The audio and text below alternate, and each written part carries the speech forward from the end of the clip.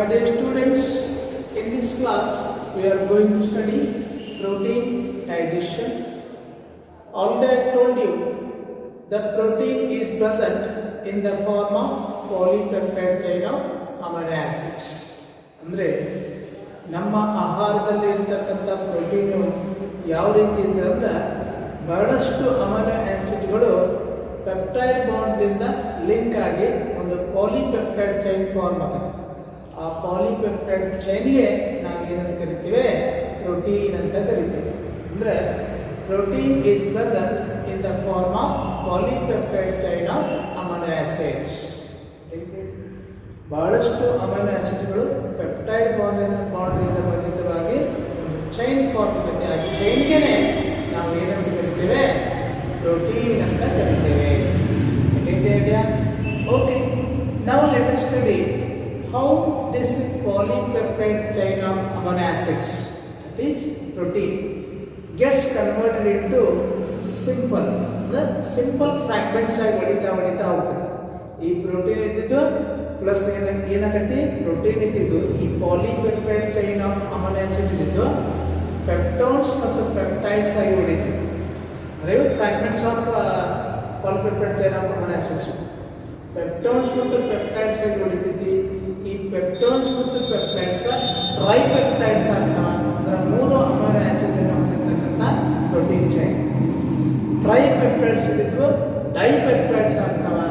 ಡೈಪೆಪ್ಟೈಡ್ಸ್ ಇದ್ದಿದ್ದು amino acids ಆಗ್ತಾವ. ಮೋನೋಪೆಪ್ಟೈಡ್ಸ್ ಆಗ್ತಾವ. ಮೋನೋಪೆಪ್ಟೈಡ್ಗಿಂತ ನಾವು ಅಮೈನೋ ಆಸಿಡ್ಸ್ ಆಗ್ತಾವ.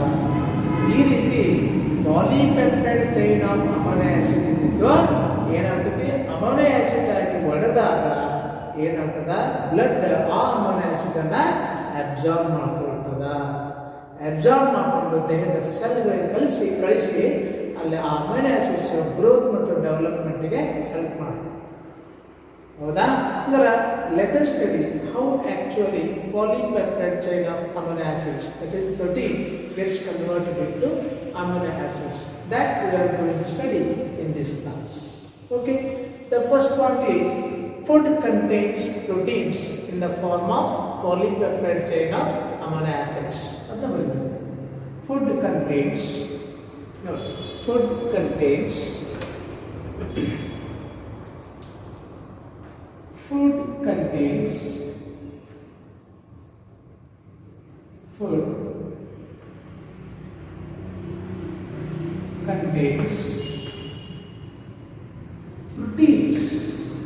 contains proteins in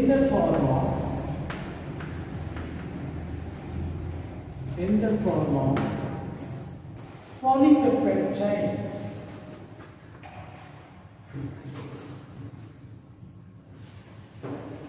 Polypeptide chain of amino acids. Okay, protein polypeptide chain of amino acid form ನಲ್ಲಿ ಇರ್ತದೆ. Okay, we know that digestion of food takes place only in 3 parts of the digestive system. What are those? Mouth cavity, stomach and small intestine. Okay, the first one is mouth cavity. Mouth cavity. Now let us study how actually digestion of proteins takes place in the mouth cavity. Okay, we know that in mouth cavity salivary glands are there, and those salivary glands secrete a juice that is called what? Saliva. In saliva only one carbohydrate is there, but there are no proteases. ಅಂದರೆ ಪ್ರೋಟೇಸಿಸ್ ಇಲ್ಲ ಅಂತಂದ್ರೆ protein digestion ಆಗಲ್ಲ. ಹಾಗಾದ್ರೆ ಇಲ್ಲಿ ಏನು ಬರೀಬೇಕು ನೀವು? there is no protein digestion in mouth cavity. There is no protein digestion. There is no protein digestion in mouth cavity. Mouth cavity. ಯಾಕೆ ಡೈಜೆಷನ್ ಆಗಲ್ಲ?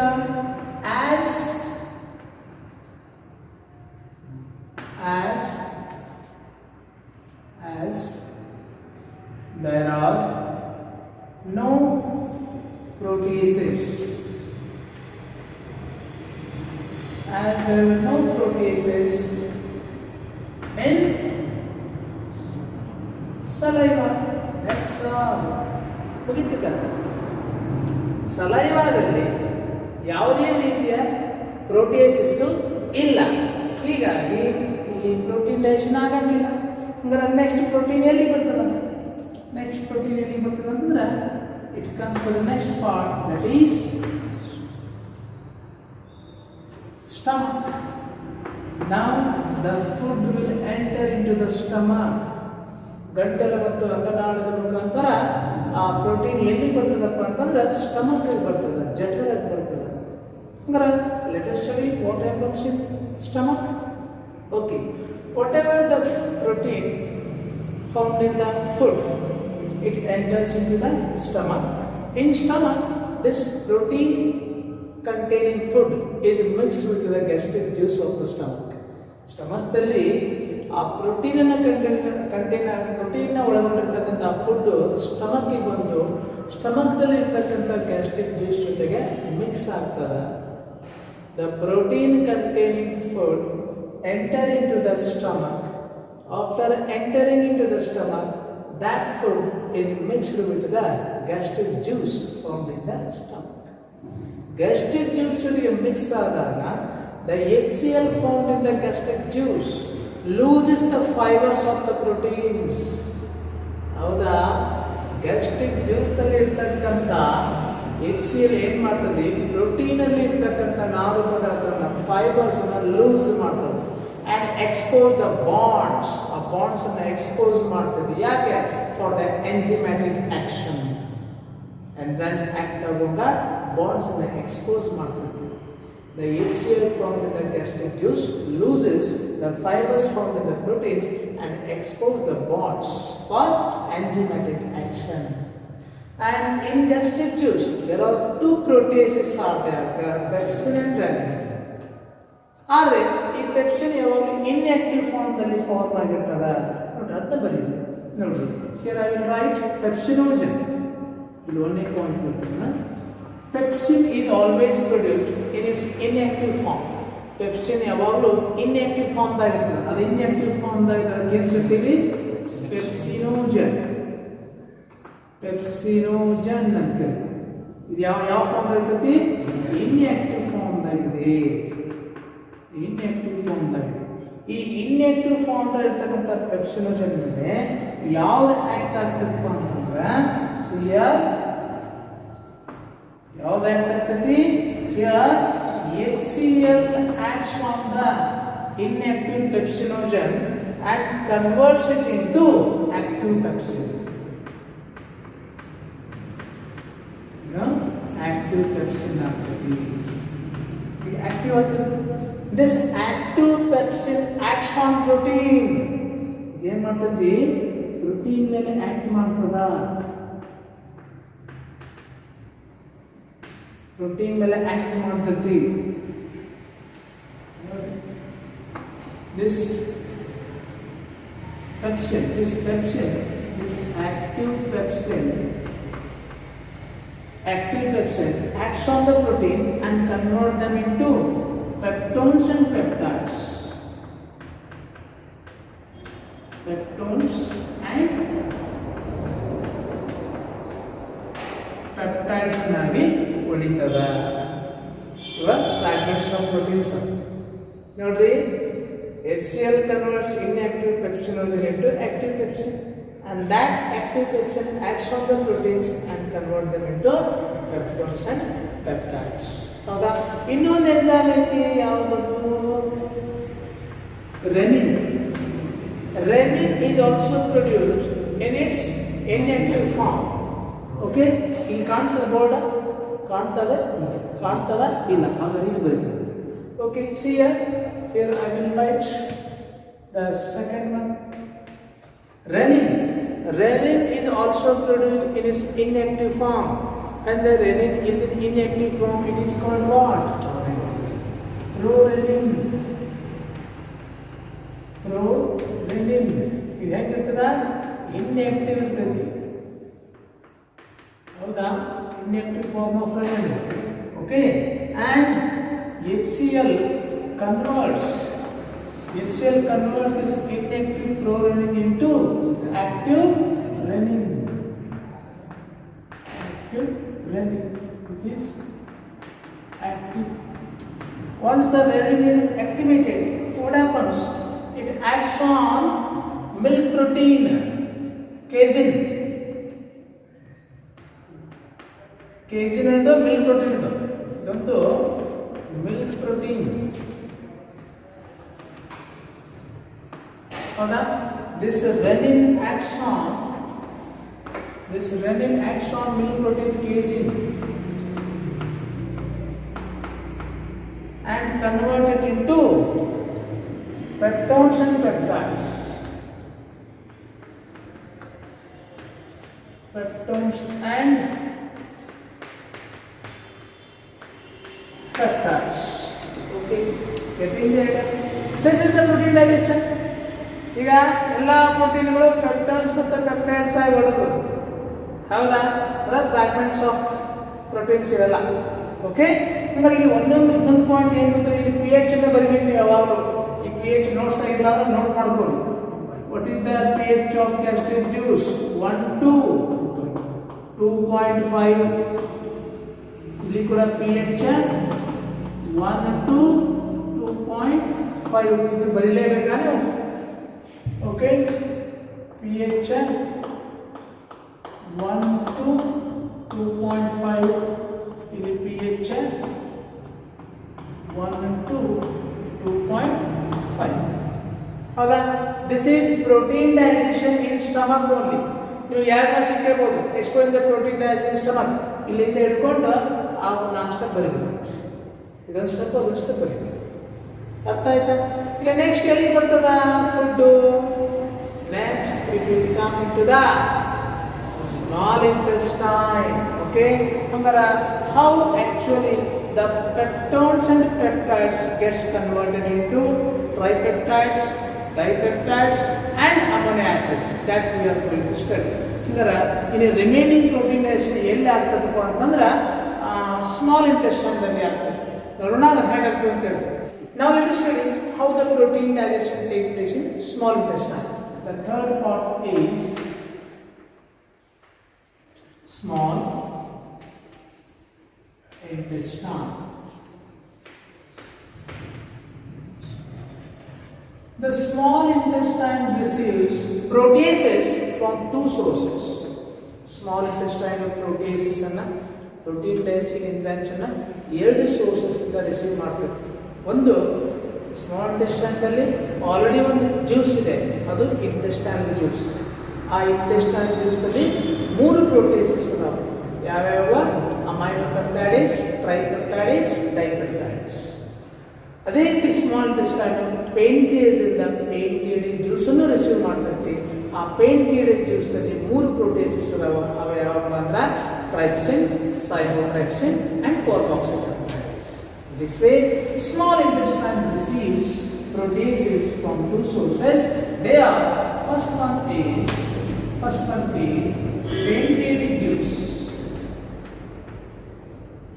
Pancreatic juice. Pancreatic juice ನಲ್ಲಿ ಎಷ್ಟು ಎಂಜೈಮ್ಸ್ ಅಂತಿದ್ರಿ? ಮೂರು ಎಂಜೈಮ್ಸ್ ಇದಾವೆ. ಯಾವ್ಯಾವ?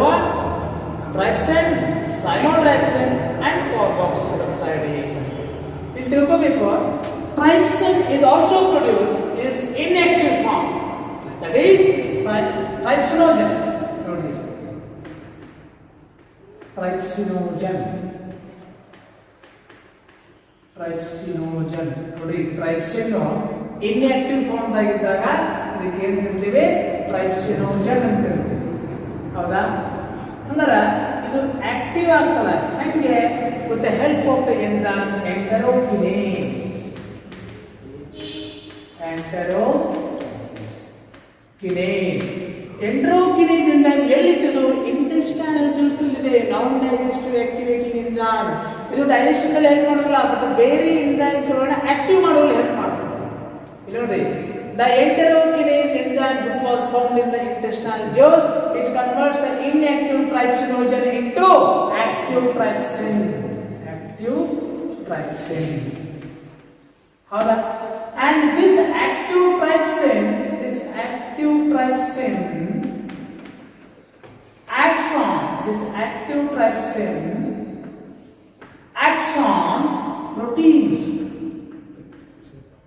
acts on proteins. And convert them into, ನೋಡಿ ಈ active trypsin ಏನಿದೆಯಲ್ಲ, this active trypsin acts on proteins and convert them into peptones and peptides ಗಳಾಗಿ convert ಮಾಡ್ತಾರೆ. Here its pH value is what? Greater than 7? Sorry, 8. pH value is 8. pH value is 8, 7 to 8. Howda? Next one. Trypsin enzyme acts on proteins and convert them into peptones and peptides. Next, ಇನ್ನೊಂದು ಇದೆ, trypsinogen. ನೋಡಿ, trypsinogen inactive form, cytotrypsin ಅಂತ. Trypsinogen ಅಂದ್ರೆ inactive form of trypsin. Trypsin is always produced in its inactive form. It is called trypsinogen. This trypsinogen gets converted to active trypsin by the action of endogenous enzyme. Howda? Now this active trypsin acts on the proteins and convert them into peptones and peptides. ಇನ್ನೊಂದು enzyme ಐತೆ, ಸೈಮೋಟ್ರೈಪ್ಸಿನ್ ಅಂತೇಳಿ. ಈ ಸೈಮೋಟ್ರೈಪ್ಸಿನ್ ಕೂಡ inactive form ದಾಗ ಇರ್ತದೆ. When the cymotripsin is in inactive form, it is called what? Cymotripsinogen. ಇದು inactive form of cymotripsin. ಹೌದಾ?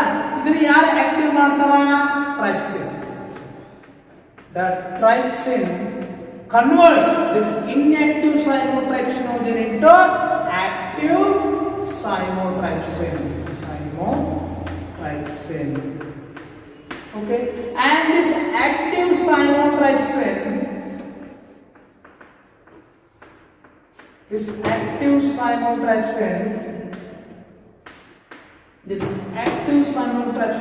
acts on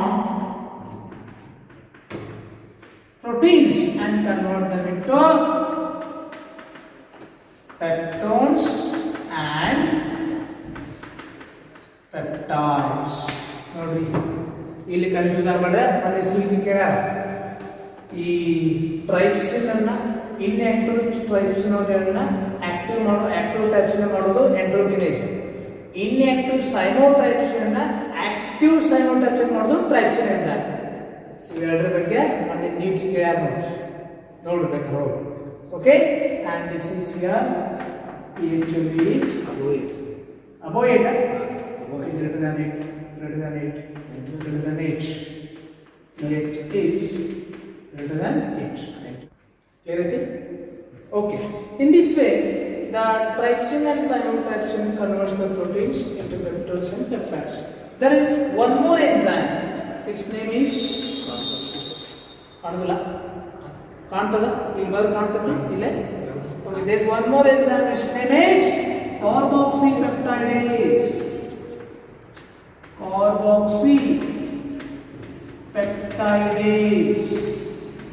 And this enzyme acts on the proteins and convert them into peptones and peptides. In this way, all proteins gets converted into peptones and peptides. Arthata, ಈಗ ನಾವು one more source, that is intestinal juice. Intestinal juice ಅಲ್ಲಿ ಕೂಡ ಏನೇನದವ? 3 ಪ್ರೋಟೇಸಸ್ ಅದಾವ. intestinal juice ಅಲ್ಲಿ 3 ಪ್ರೋಟೇಸಸ್ ಅದಾವ. ಯಾವ್ಯಾವಪ್ಪ ಅಂದ್ರೆ amino ಪೆಪ್ಟೈಡೇಸ್, tripeptidase, dipeptidase. Okay, and second source is intestinal juice. Intestinal juice. Okay, in intestinal juice there are three proteins are there: amino peptidase. This amino peptidase acts on the this amino peptidase acts on peptones and peptides and convert them into tripeptides. Tripeptides ಅಂತಂದ್ರೆ ಮೂರು amino acid ಅನ್ನು ಹೊಂದಿರತಕ್ಕಂತ protein fragments. ಹೌದಾ? Next one more enzyme is there, tripeptidase. ಇದ್ರ pH ಎಷ್ಟಿದೆ? pH ಎಷ್ಟಿದೆ? 7 to 8. Okay, and tripeptidase ಅಂತಕ್ಕಂಥ ಒಂದು ಎಂಜೈಮ್ ಐತಿ. Tripeptidase acts on tripeptides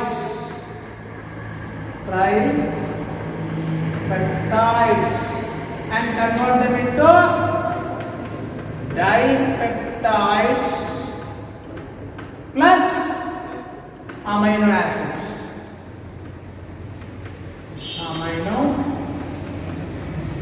ನೋಡ್ರಿ, ಇನ್ನೊಂದು ಮೂರು ಅಮೈನೋ ಆಸಿಡ್ ಇದಾವೆ. ಈ ಟ್ರೈಪೆಪ್ಟೈಡೇಸ್ ಆಕ್ಟ್ ಮಾಡಿ ಹೊಡಿತೈತಿ. ಹೊಡೆದಾಗ ಇದು ಒಂದು ಅಮೈನೋ ಆಸಿಡ್ ಇರುತ್ತೆ, ಒಂದು ಡೈಪೆಪ್ಟೈಡ್. ಇದು ಡೈಪೆಪ್ಟೈಡ್, ಇದು ಅಮೈನೋ ಆಸಿಡ್. ಹೌದಾ? ಹಾಗಾದ್ರೆ ಇನ್ನೊಂದು ಎಂಜೈಮ್ ಐತಿ, ಡೈಪೆಪ್ಟೈಡೇಸ್. Dipeptidase enzyme acts on dipeptides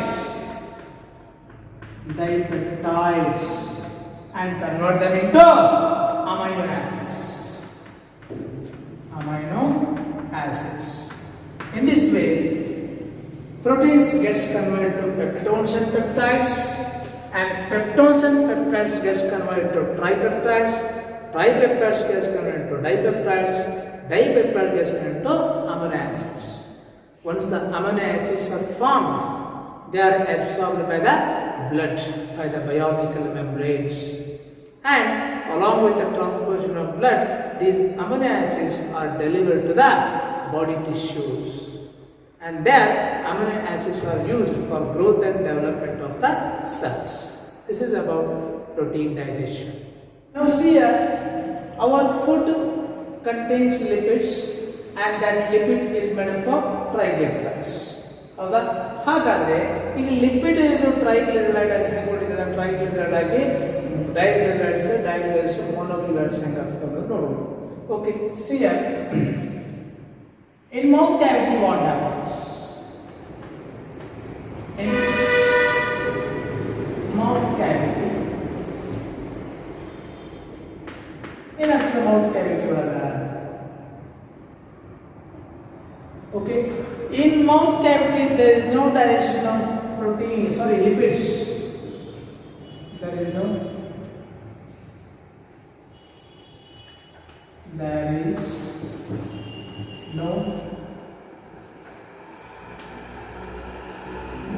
digestion of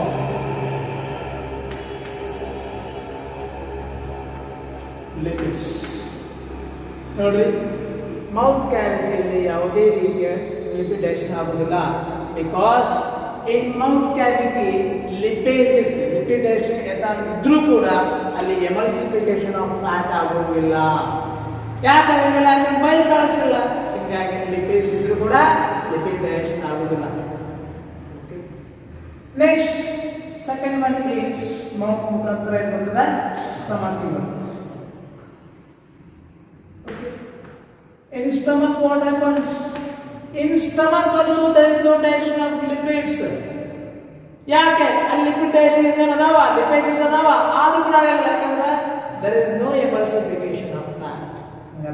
Here also there is no there is no digestion of lipids. There is no digestion of lipids. Why? Even though in gastric juice lipases are there, but still lipid is not going to be digested because there is no emulsification of lipids is there. ಆ lipid ಎಮಲ್ಸಿಫೈ ಆಗುವವರೆಗೂ enzyme act ಮಾಡೋದಿಲ್ಲ ಅದರ ಮೇಲೆ. ಎಮಲ್ಸಿಫೈ ಆಗಬೇಕಂದ್ರೆ ಬೈಲ್ ಚೂಸ್ತಿರ್ತಕ್ಕಂಥ ಬೈಲ್ salts ಬೇಕು. Stomach ಆಗಲಿ mouth cavity ಆಗಲಿ ಬೈಲ್ salts ತಲುಪೋದೇ ಇಲ್ಲ. ಹೀಗಾದ್ರೆ ಎಮಲ್ಸಿಫೈ ಆಗೋದಿಲ್ಲ. ಎಮಲ್ಸಿಫೈ ಆಗಲ್ಲ ಅಂದ್ರೆ ಅಲ್ಲಿ ಲಿಪೇಸಸ್ ಇದ್ರೂ ಕೂಡ ಲಿಪಿಡ್ ಡೈಜೆಷನ್ ಆಗಂಗಿಲ್ಲ. Okay. Now the third part is small intestine. Small intestine.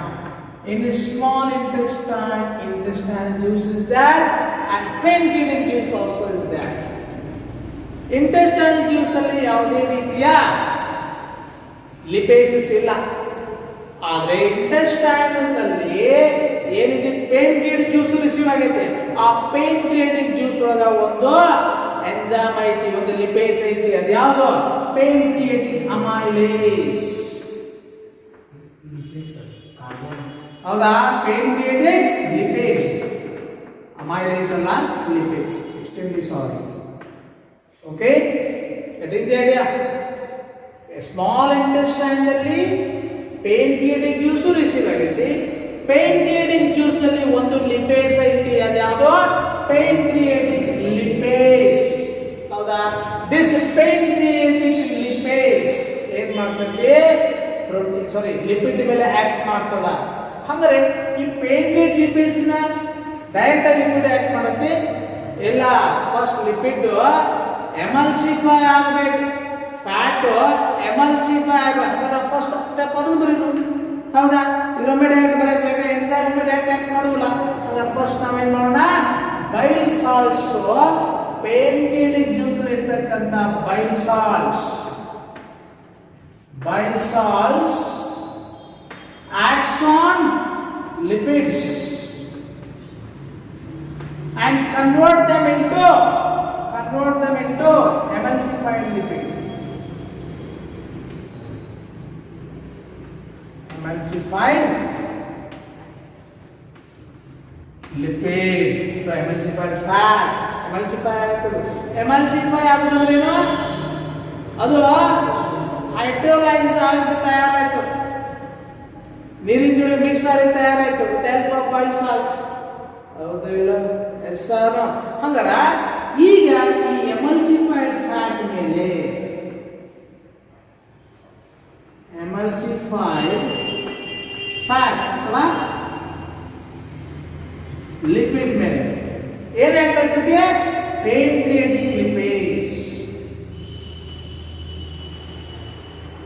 Pancreatic lipase acts on this emulsified lipid and convert it into fatty acids. It is the simple form of lipid. Hada plus triglycerides. Triglycerides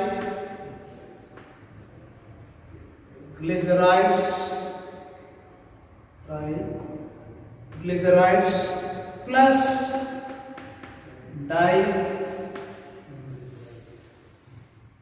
diglycerides, fatty acids, triglycerides and diglycerides plus monoglycerides.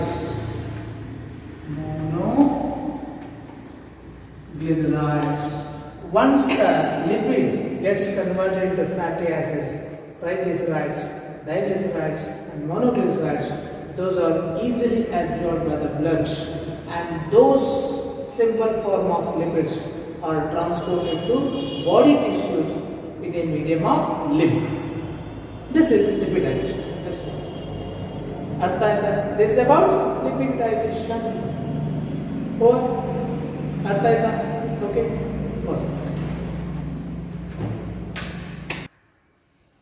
okay. Okay students, now let us study what are the disorders of digestion. ಜೀರ್ಣಕ್ರಿಯೆ ಒಳಗೆ ಏನಾದರೂ ಸಮಸ್ಯೆ ಆತಂದ್ರೆ ಏನೇನು problems ಬರ್ತಾವಲ್ಲ those problems are known as disorders of digestion. ನೋಡ್ರಿ ಏನೇನು ಬರ್ತದೆ ಡಿಸಾರ್ಡರ್ಸ್ ಅಂತ. ದೇರ್ ಆರ್ ಜಾಂಡೀಸ್ ಬರ್ತದ. Second one means vomiting, okay, and third one is diarrhea, the dysentery, ಆಮೇಲೆ constipation ಅಂದ್ರೆ ಮಲಬದ್ಧತೆ ಸರಿ ಆಗದೇ ಇರುವುದು, ಬೈಲ್ಗಡೆ ಸರಿ ಆಗದೇ ಇರುವುದು. ಆಮೇಲೆ indigestion.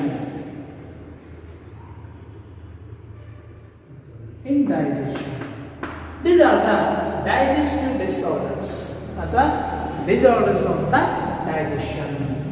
ನೋಡ್ರಿ ಜಾಂಡೀಸ್ ಅಂದ್ರೆ ಏನು, ಹೆಂಗೆ ಬರ್ತದ, ಯಾಕೆ ಬರ್ತದ? ಜಾಂಡೀಸ್ ಅಂತಂದ್ರೆ whenever your liver is infected by the outside foods. ಈ ಬೀದಿಯ ಬದಿಯಲ್ಲಿ ಬಜ್ಜಿ, ಗೋಬಿ ಮಂಚೂರಿ ಕರಿತಿರ್ತಾರಲ್ಲ, ಅಲ್ಲಿ ಏನಾದರೂ ಅಂಥ ಫುಡ್ಡನ್ನು ತಿಂದಾಗ ನಿಮ್ಗೆ ಏನಾಗ್ತದಪ್ಪ ಅಂತಂದ್ರೆ ಇನ್ಫೆಕ್ಷನ್ ಆಗುತ್ತೆ ನಿಮ್ಮ ಲಿವರಿಗೆ. whenever there is a liver infection, what happens?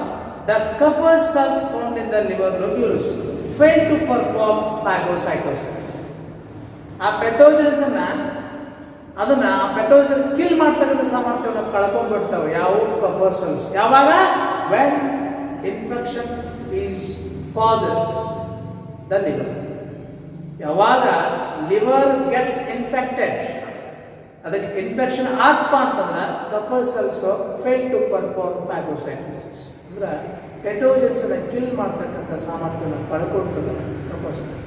ಆವಾಗ ಏನಾಗ್ತದ, ಲಿವರು ಈ ಬೈಲ್ ಪಿಗ್ಮೆಂಟ್ಸ್ ಇನ್ಆಕ್ಟಿವೇಟ್ ಆಗ್ಬಿಡ್ತಾವೆ. ಬೈಲ್ ಪಿಗ್ಮೆಂಟ್ಸ್ ಕೆಲಸ ಏನು? ರಕ್ತದಲ್ಲಿ ಇರ್ತಕ್ಕಂಥ ವೇಸ್ಟ್ ಅನ್ನು ಹೊರಗೆ ತಕೊಂಡು ಮಲದ ಮುಖಾಂತರ ಅವು ಎಸ್ಕೇಪ್ ಆಗ್ತಾವ. ಯಾವಾಗ ಲಿವರ್ ಇನ್ಫೆಕ್ಷನ್ ಆಗ್ತದಲ್ಲ ಅವಾಗ ಆ ಬೈಲ್ ಪಿಗ್ಮೆಂಟ್ಸ್ ಬೈಲಿರುಬಿನ್ ಬೈಲಿವೈರಿನ್ ತಮ್ಮ ಕೆಲಸ ಬಿಟ್ಟು ಬ್ಲಡ್ ದಲ್ಲೇ ಉಳ್ಕೊಂಡ್ಬಿಡ್ತಾವ.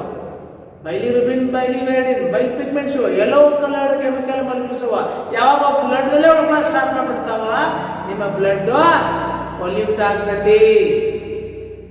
ಅದಕ್ಕೆ ಈ ಇನ್ಫೆಕ್ಷನ್ ಲಿವರ್ ಇನ್ಫೆಕ್ಷನ್ ಆಗಿರ್ತಕ್ಕಂಥ ವ್ಯಕ್ತಿ ಏನಾಗಿರ್ತಂದ್ರೆ ಅವನ ಸ್ಕಿನ್ ಈ ಸ್ಕ್ಲೆರಾ ಆಫ್ ದ ಐ ಅಂದ್ರೆ ವೈಟ್ ರೀಸನ್ ಐತಲ್ಲ, ಅದಕ್ಕೆ ಸ್ಕ್ಲೆರಾ ಆಫ್ ದ ಐ ಅಂತ ಹೇಳ್ತಾರೆ. ಆ ಸ್ಕ್ಲೆರಾ ಆಫ್ ದ ಐ ಸ್ಕಿನ್ ಅವನ ಉಗುರುಗಳು ಯೆಲ್ಲೋ ಕಲರ್ ಆಗ್ತವೆ. ಹಿಂಗ ಯೆಲ್ಲೋ ಕಲರ್ ಆಗೋದಕ್ಕೆ ಯಾಕೆ? Due to the deposition of bile pigments in the blood, the person is going to turn yellow in color. This disease is known as jaundice. Jaundice andra yellow coloration of the body tissues like skin, sclera of the eye and nails. Yake yellow agtava? Due to the deposition of bile pigments in the blood. Blood dalli bile pigments hange ಉಳ್ಕೊಂಡ್ಬಿಡ್ತಾವ. ಅವು ಮಲದ ಮುಖಾಂತರ waste product ಮುಖಾಂತರ ಹೊರಗೆ ಹೋಗ್ಬೇಕು, ಅಲ್ಲೇ ಉಳ್ಕೊಂಡ್ಬಿಡ್ತಾವ. ಉಳ್ಕೊಂಡಾಗ body tissues yellow ಆಗಿ ಆಗ್ತಾವ. This is called what? Jaundice ಅಂತ. ಅರ್ಥ ಆಯ್ತಾ? ಇನ್ನು ನೆಕ್ಸ್ಟ್ ಅಂದ್ರೆ ಹೊರಗಿನ ಆಹಾರವನ್ನ ತಿನ್ನಬಾರ್ದು. ತಿಂದ್ರೆ ಜಾಂಡೀಸ್ ಆಗ್ತಕ್ಕಂಥ ಸಾಧ್ಯತೆಗಳು ಜಾಸ್ತಿ ಇರ್ತವೆ. Next is vomiting. ಇದರ ಮತ್ತೆ ಟೈಪ್ಸ್ ಬರ್ತಾವ. ನೀವು ಹೈಯರ್ ಎಜುಕೇಶನ್ ಕಲಿತೀರಿ, ಇದರ ಮತ್ತೆ ಡಿಫ್ರೆಂಟ್ ಟೈಪ್ಸ್ ಬರ್ತಾವೆ ಜಾಂಡೀಸ್ ಒಳಗೆ. ಓಕೆ, ವಾಮಿಟಿಂಗ್ ಅಂದ್ರೆ ಏನು? ಸ್ಟಮಕ್ ದಲ್ಲಿ ಇರ್ತಕ್ಕಂಥ ಎಲ್ಲಾ ಕಂಟೆಂಟು ಬಾಯಾಗ ಇದಕ್ಕೆ ವಾಮಿಟಿಂಗ್ ಅಂತ. The ejection of stomach contents through the mouth, ಬಾಯಿ ಮುಖಾಂತರ ಸ್ಟಮಕ್ ಇರ್ತಕ್ಕಂಥ ಎಲ್ಲಾ ಪದಾರ್ಥ ಹೊರಗೆ ಬರೋದಕ್ಕೆ ನಾವೇನು ಕರಿತೀವಿ? ವಾಮಿಟಿಂಗ್ ಅಂತ ಕರಿತೀವಿ. The process of ejection of stomach contents through the mouth is called what? Vomiting ಅಂತ ಕರಿತೀವಿ. ಅರ್ಥ ಆಯ್ತಾ? ಗೆಟಿಂಗ್ ಯಾಕೆ ವಾಮಿಟಿಂಗ್ ಆಗತ್ತೆ? ಫುಡ್ ಪಾಯ್ಸನಿಂಗ್ ಆದಾಗ. whenever there is food poisoning, our body rejects that food. and that is called what? Vomiting ಅಂತ. ಹೌದಾ? ಇನ್ನು ಡಯೇರಿಯಾ ಅಂದ್ರೆ ಡಿಸೆಂಟ್ರಿ. ಹೌದಾ? ಹೌದಾ? Diarrhoea means what? ಡಿಸೆಂಟ್ರಿ. ಹೌದಾ? ನಿಮ್ಗೆ ಹೆಂಗ್ ಹೋಗ್ತದೆ ಅಂತಂದ್ರೆ ಲಿಕ್ವಿಡ್ ಡಿಸ್ಚಾರ್ಜ್ ಆಗ್ತದೆ. The faecal matter is discharge. ಹೆಂಗೆ? ಯಾವ ರೂಪದಾಗ? In the form of liquid, heavy liquid. ಹೌದಾ? ಅದಕ್ಕೆ ನಾವೇನು ಕರಿತೀವಿ? ಡಯೇರಿಯಾ ಅಂತ ಕರಿತೀವಿ. ಯಾವಾಗ ಡಯೇರಿಯಾ ಆಗ್ತಲ್ಲ, ನಿಮ್ಮ ಸೆಲ್ಸ್ಗಳು ನ್ಯೂಟ್ರೈನ್ಸ್ನ ಅಬ್ಸಾರ್ಬ್ ಮಾಡ್ತಕ್ಕಂಥ ಸಾಮರ್ಥ್ಯ ಕಡಿಮೆ ಆಗ್ತೈತಿ. Then you feel the weakness. ಹೌದಾ? Diarrhoea means discharge of faecal matter in the form of heavy liquid is called what? Diarrhoea ಅಂತ ಕರಿತೀವಿ. ಹೌದಾ? ಡಯೇರಿಯಾ ಯಾವಾಗ ಆಗ್ತದಂದ್ರೆ ನಿಮ್ಮ ತಿಂದ ಆಹಾರ ಕರೆಕ್ಟಾಗಿ ಡೈಜೆಷನ್ ಆಗಲಿಲ್ಲ ಅಂದ್ರೆ ಹ್ಯಾಪನ್ಸ್ ಡಯೇರಿಯಾ. ಒಮ್ಮೊಮ್ಮೆ ಹೆವಿ ಊಟ ಮಾಡಿಬಿಡ್ತೀರಿ, ಬಟ್ ತುಂಬಲಿಕ್ಕೆ ಹಾಲು ಹೊಡಿತೀರಿ, ಹೊಟ್ಟೆ ಬರೀ ಅಂದ್ರೆ ಹ್ಯಾವಿ ಈಟಿಂಗ್ ಅದು ಕೂಡ ಇಂಡೈಜೆಷನ್ಗೆ ಕಾರಣ ಆಗಿ ಏನಾಗ್ತೈತಿ? ಡಯೇರಿಯಾ ಆಗ್ತಕ್ಕಂಥ ಚಾನ್ಸ್ ಇದೆ. ಫುಡ್ ಪಾಯ್ಸನ್ ಆದ್ರೂ ಡಯೇರಿಯಾ ಆಗ್ತದ. ಇವೆಲ್ಲ ಕಾರಣ. ಓಕೆ. ಕನ್ಸ್ಟಿಪೇಷನ್. ಕನ್ಸ್ಟಿಪೇಷನ್ ಅಂತಂದ್ರೆ ಏನು ನೋಡ್ರಿ, ಈ ಫೀಕಲ್ ಮ್ಯಾಟರ್ ವೇಸ್ಟ್ ಪ್ರಾಡಕ್ಟ್ ಹೊರಗೆ ಹೋಗ್ಬೇಕು ತಾನಾಗಿ. ಹೌದಿಲ್ಲ? ಸೊ ಇದು ತಾನಾಗಿ ಹೊರಗೆ ಹೋಗಿಲ್ಲ. Due to the lack of roughage. ಅಂದ್ರೆ ನೀವು ತೆಗೆದುಕೊಳ್ಳತಕ್ಕಂಥ ಆಹಾರದಲ್ಲಿ ರಫೇಜ್ ಇರಲಿಲ್ಲ ಅಂದ್ರೆ, ನಾರು ಪದಾರ್ಥ ಇರಲಿಲ್ಲ ಅಂದ್ರೆ, the faecal matter will not go out of the rectum, it remains in the rectum. This is known as constipation. ಅಂದ್ರೆ ನೀರು ಕಮ್ಮಿ ಕುಡಿದ್ರೆ, ನೀವು ತೆಗೆದುಕೊಳ್ತಕ್ಕಂಥ ಆಹಾರದಲ್ಲಿ ರಫೇಜ್ ಇರಲಿಲ್ಲ ಅಂತಂದ್ರೆ ಅದು ಫೀಕಲ್ ಮ್ಯಾಟರ್ ವೇಸ್ಟ್ ಪ್ರಾಡಕ್ಟ್ ಗಟ್ಟಿಯಾಗಿ ರೆಕ್ಟಮ್ ಉಳ್ಕೊಂಡ್ಬಿಡುತ್ತೆ. That is called what? Constipation ಅಂತ ಹೇಳ್ತೀವಿ. ಅರ್ಥ ಆಯ್ತಾ? ಓಕೆ. ಕನ್ಸ್ಟಿಪೇಷನ್ ಪ್ರಾಬ್ಲಮ್ ಇಂದ ಹೊರಗೆ ಬರ್ಬೇಕಂದ್ರೆ ನೀವೇನ್ ಮಾಡಬೇಕು? ನೀರು ಜಾಸ್ತಿ ಕುಡಿಬೇಕು, ಆಹಾರದಲ್ಲಿ ನಾರು ಪದಾರ್ಥ ಜಾಸ್ತಿ ಇರಬೇಕಂದ್ರೆ ರಫೇಜ್ ಜಾಸ್ತಿ ಇರಬೇಕು. Due to the lack of roughage this problem happens. Okay. Next, indigestion. Indigestion ಏನು? If whatever the food that is taken by you is not going to be digested, that is called what? Indigestion. ಈ ನಾವು ತೆಗೆದುಕೊಳ್ತಕ್ಕಂಥ ಆಹಾರ digestion ಆಗಲಿಲ್ಲ ಅಂತಂದ್ರೆ ಅದು indigestion ಅಂತ ಹೇಳ್ತೀವಿ. ಯಾಕೆ ಆಗುದಿಲ್ಲ ಅದು? ಬಿಕಾಸ್ ಆಫ್ ಆನ್ಎಕ್ಸೈಟಿ, ಭಯ. ನೀವು ಎಕ್ಸಾಮ್ ಕ್ಲಿಯರ್ ಮಾಡ್ಕೊಂಡೆ ತಗೋರಿ, ನೀವು ಮುಂದೆ ಊಟ ಕರಗುದಿಲ್ಲ. ಆನ್ಎಕ್ಸೈಟಿ, ಭಯ ಇರಬಾರ್ದು. ಭಯದಿಂದ ಭಯ ಇತ್ತಂದ್ರೆ ಜ್ಯೂಸಸ್ಗಳು ಸೀಕ್ರೆಟ್ ಆಗಂಗಿಲ್ಲ. ಅರ್ಥ ಆಯ್ತಾ? ಆಮೇಲೆ ಹೆವಿ ಈಟಿಂಗ್. ನೀವು ಎಷ್ಟು ಬೇಕು ಅಷ್ಟೊಂದು ಹೆಚ್ಚು ಉಂಡ್ರು ಕೂಡ ಇಂಡೈಜೆಷನ್ ಆಗುತ್ತೆ. ಎಕ್ಸಾಮ್ ಸಿಗ್ತಾವಲ್ಲ. ಆಮೇಲೆ irregular food habit. Irregular food habit ಯಾವ ಬೇಕಾದ್ರೆ ತಿನ್ನೋದು, ಟೈಮ್ ಇರಂಗಿಲ್ಲ. ಎರಡು ಊಟ ಮಾಡೋದು, 4 ಮಾಡೋದು, 12 ಕಮ್ಮಿ ಹಿಂಗೆ ಮಾಡಿದ್ರು ಕೂಡ ಡೈಜೆಸ್ಟಿವ್ ಎಂಜೈಮ್ಸು ಕರೆಕ್ಟ್ ಸೀಕ್ರೆಟ್ ಆಗಂಗಿಲ್ಲ. ಹಿಂಗಾಗಿ ಇಂಡೈಜೆಷನ್ ಆಗ್ತದ. ಅಂದ್ರೆ ನೀವು ಟೈಮ್ ಟೇಬಲ್ ಹಾಕೋಬೇಕು ಊಟ ಕೂಡ. ಅಂದ್ರೆ irregular food habit, heavy eating, anxiety, ಇವೆಲ್ಲ ಇಂಡೈಜೆಷನ್ಗೆ ಕಾರಣ ಆಗ್ತವೆ. ಯಾಕೆ ಡೈಜೆಷನ್ ಆಗಲ್ಲ? ಎಂಜೈಮ್ಸ್ ಈ ರೀತಿ irregular food habit, anxiety, heavy eating ಇತ್ತಪ್ಪ ಅಂತಂದ್ರೆ ನಿಮಗೆ time to time enzymes release ಆಗಂಗಿಲ್ಲ. ಎಂಜೈಮ್ಸ್ ಪ್ರೊಡ್ಯೂಸ್ ಆಗಲ್ಲ ಅಂದ್ರೆ ಡೈಜೆಷನ್ ಆಗಲ್ಲ. It is called for indigestion. ಅರ್ಥ ಆಯ್ತಾ? ಇನ್ನೊಂದು ವಾಮಿಟಿಂಗ್ ಇದು ಇದಕ್ಕೆ ನಾವು ರಿಫ್ಲೆಕ್ಸ್ ಆಕ್ಷನ್ ಅಂತ ಕರಿತೇವೆ. ರಿಫ್ಲೆಕ್ಸ್ ಆಕ್ಷನ್ ಅಂದ್ರೆ ಏನು? Reflex action the mechanical action which happens without involvement of brain, those are known as reflex actions ಅಂತ ಕರಿತೇವೆ.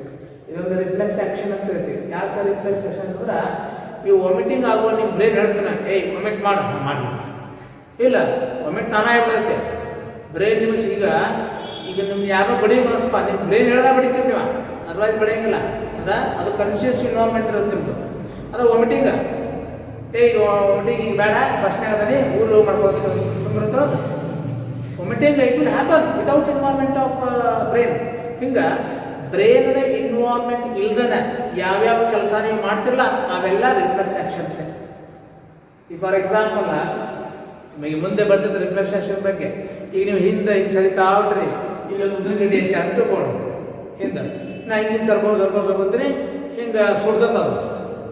ನಾ ಫಸ್ಟ್ ಹಿಂಗೆ ನೋಡಿ, ಓ ಇದು ಉದ್ದಿನಗಡ್ಡಿ, ಓಕೆ ಹಿಂಗೆ ಮಾಡ್ತಾನ ಏನು ಸರ್ದ ಮೇಲೆ ನೋಡ್ತಾನೆ ಉದ್ದಿನಗಡ್ಡಿ ಸರದ ಮೇಲೆ ನೋಡ್ತಾನೆ ಹೌದಿಲ್ಲ, ಹಿಂಗೆ ಬರ್ಕೋತ ಹೋಗ್ತಾನೆ, ಎಣ್ಣೆ ಸುಟ್ಟಾಗತ್ತೆ ಪಟ್ಟು ಸರಿತೀನಿ, ಆಮೇಲೆ ನೋಡ್ತಾನೆ ಇದು ಏನಂತೇಳಿ, ಓ ಅದೊಂದನ್ನು ಗಡ್ಡಿ ಅದು ಬಿಟ್ಟು ಹಿಂಗೆ ಸರ್ಕೋತ ಸುಡ್ತೈತಿ, ಹಿಂಗೆ ನೋಡಿ ಉದ್ದಿನ ಸುಡಾತಿ ಸರಿ, ಹಂಗೆ ಮಾಡಂಗಿಲ್ಲ. ಅಂದ್ರೆ ಬ್ರೈನ್ ಇನ್ವಾಲ್ವ್ಮೆಂಟ್ ಇಲ್ದಾನೆ ನಾ ಸರ್ಕೊಂಡ್ಬಿಡ್ತೇನೆ, ಆಮೇಲೆ ನೋಡ್ತಾನೆ, ಆಮೇಲೆ ಬ್ರೈನ್ ಗೊತ್ತಾಗೋದು ಉದ್ದಿನ ಗಡ್ಡಿ ಸುಡ್ತಂತೇಳಿ, ಹೌದಿಲ್ಲ. ಹಂಗೆ ಬ್ರೈನ್ ಕನ್ಸಿಯಸ್ ಇನ್ವಾಲ್ವ್ಮೆಂಟ್ ಇಲ್ದನ ಯಾವ್ಯಾವ ಆಕ್ಷನ್ಸ್, ಯಾವ್ಯಾವ ಪ್ರಕ್ರಿಯೆಗಳು ನಿಮ್ಮಿಂದ ಆಗ್ತಾವಲ್ಲ ಅವೆಲ್ಲ ರಿಫ್ಲೆಕ್ಸ್ ಆಕ್ಷನ್. ಈಗ vomiting is a reflex action. ಯಾಕೆ ರಿಫ್ಲೆಕ್ಸ್ ಆಕ್ಷನ್ ಅಂತೀವಿ? ವಾಮಿಟಿಂಗ್ ಬಂತಿಲ್ಲ, ವಾಮಿಟಿಂಗ್ ಮಾಡಿಬಿಡ್ತಾವೆ ನಾವು, ಬ್ರೈನ್ ಇದನ್ನು ತೊಗೊಳೋದಿಲ್ಲ, ಬ್ರೈನ್ ಪರ್ಮಿಷನ್ ತೊಗೊಳಂಗಿಲ್ಲ ನಾವು. ಇಂಡೈಜನ್ ಆಗಿ ಏನೋ ಸಮಸ್ಯೆ ಆಯ್ತಾ ವಾಮಿಟ್ ಆಗಿಬಿಡ್ತೈತೆ, ಅದಕ್ಕೆ ಇದಕ್ಕೆ ರಿಫ್ಲೆಕ್ಸ್ ಆಕ್ಷನ್, ಇದಕ್ಕೆ ವಾಮಿಟಿಂಗ್ ರಿಫ್ಲೆಕ್ಸ್ ಆಕ್ಷನ್ ಅಂತ ಕರೀತೀವಿ. Why it is so called? Because it happens without conscious involvement of brain. That is why vomiting is a type of reflex action. A reflex action ಅನ್ನು control ಮಾಡತಕ್ಕಂಥ ಒಂದು centre ನಮ್ಮ medal ಆಬ್ಲಾಂಗೇಟ್ ಒಳಗೆ. ಈಗ ಒಮ್ಮೆ ಅತಿಯಾಗಿ ವಾಂತಿ ಆಗುತ್ತಪ್ಪ, ಸತ್ತೋಗ್ತೇವೆ ನೀವು. ಆ ವಾಂತಿ ಆಗೋದನ್ನ ನಿಯಂತ್ರಣ ಹಿಡಿದಾಗ ಒಂದು ಸೆಂಟರ್ ಐತಿ ಮೆಡಲ್ ಆಬ್ಲಾಂಗೇಟ್ ಒಳಗೆ, ಅದಕ್ಕೆ ನಾವು ವಾಮಿಟಿಂಗ್ ಸೆಂಟರ್ ಅಂತ ಹೇಳ್ತೀವಿ. ಇದನ್ನು ನರ್ವಸ್ ಸಿಸ್ಟಮ್ ಚೆನ್ನಾಗಿ ಓದ್ತೀವಿ, ಇಷ್ಟು ಗೊತ್ತಿದೆ. ನಿಮಗೆ ಎಕ್ಸಾಮ್ ಹೇಳ್ತಾರಲ್ಲ, mention 2 or 3 disorders of the digestion ಅಂತ ಈ 5 ಯಾವ 2 ಬರೀಬೇಕು. Okay, jaundice, vomiting, diarrhoea, constipation, indigestion. This is the end of the chapter. ಅರ್ಥ ಆಯ್ತಾ?